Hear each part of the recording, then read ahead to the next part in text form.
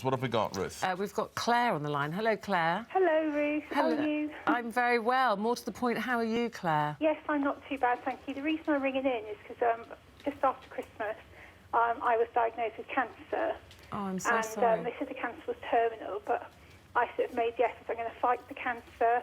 I want to get better, but I've been really positive and happy. But in the last month, I haven't been feeling too great, and it's sort of brought me down. Yeah. I just want to get back to being that positive person that I was before, because I just feel stressed.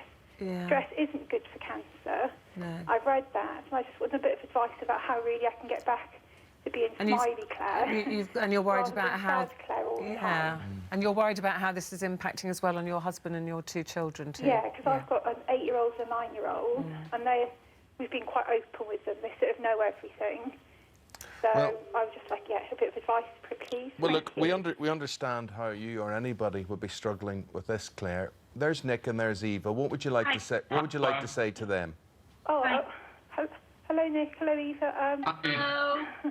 I want to just know how I can just try and put the cancer behind. And I know I've got this cancer.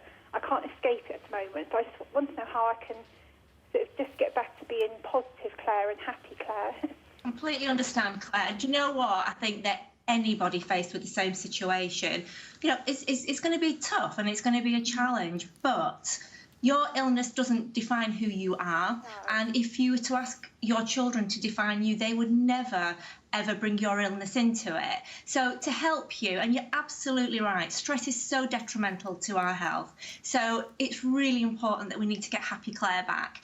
And some of the things that you could do to help bring the happy Claire back are things such as practicing gratitude. So every morning, instead of concentrating on your ill health, is concentrating on what you're grateful for, what you're able to do, your children. And it's also having a focus in every day, sort of as a distraction almost, so that you've got things to do that at the end of the day you can think, do you know what? I managed to do that.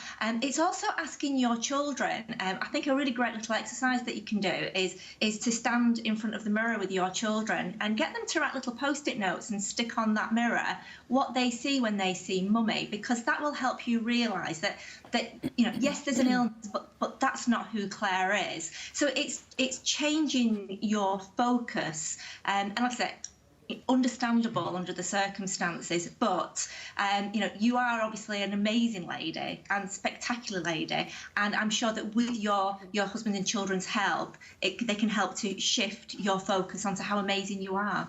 That's a really good idea, to just little post-it notes and ask them. Yeah, it's great when the kids are at school as well, because you can just have a little peek if you're feeling a little bit down. Yeah, that's actually a really good idea. And I sort of try and get out and about a bit, for a walk. I try and go out every day just for a little bit of a walk. Yeah.